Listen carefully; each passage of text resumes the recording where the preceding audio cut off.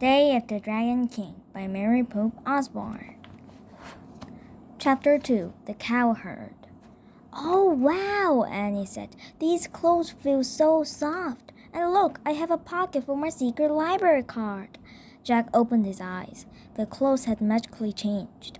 They no longer wore jeans, t-shirts, and sneakers. Instead, they had on baggy pants, loose shirts, straw shoes, and round hats. Annie's shirt has a pocket in it. Jack saw that his backpack had become a rough clothes sack. Inside were his research book, his notebook, his library card, and the bamboo strip. Cows, said Annie, looking out the window. Jack looked out too. The tree house had landed in a lone tree in a sunny field. Cows grazed, and the young man stood watching over them. At the edge of the field was a farmhouse. Beyond the house was a walled city. It looked so peaceful, said Annie. You can never be sure, said Jack. Remember, Pompeii looked peaceful before the volcano went off.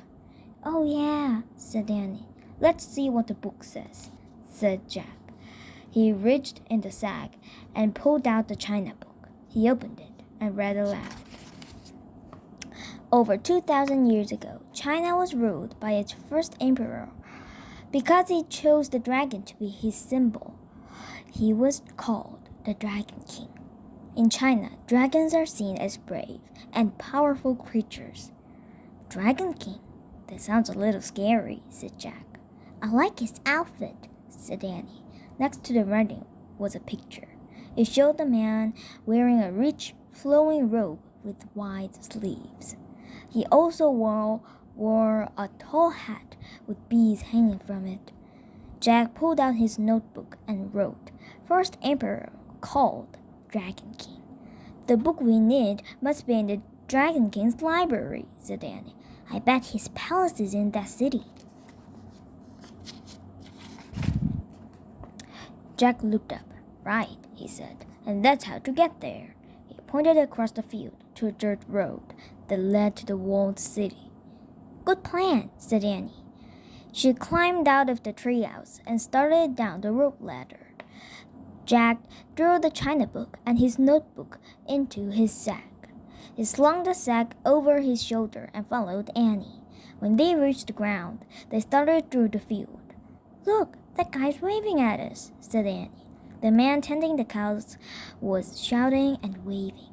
He started running toward them. Uh-oh, what's he want? Said Jack.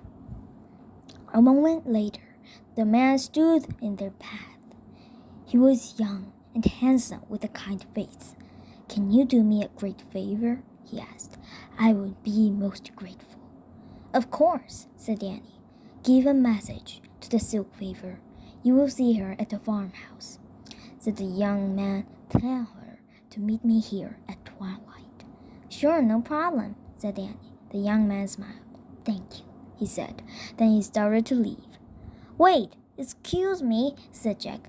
Do you know where we can find the Imperial Library? A look of horror crossed the man's kind face. Why? He whispered. Oh, I just wondered, said Jack. The young man shook his head. Beware of the Dragon King, he said. Whatever you do, beware. Then he turned and ran back to his cows. Oh, man, whispered Jack. Now we know one thing for sure. What? Asked Annie. This place is not as peaceful as it seems. What will happen to Jack and Annie? Let's figure it out later. Did you like my story? Then push the thumbs up sign or the subscribe button. Bye!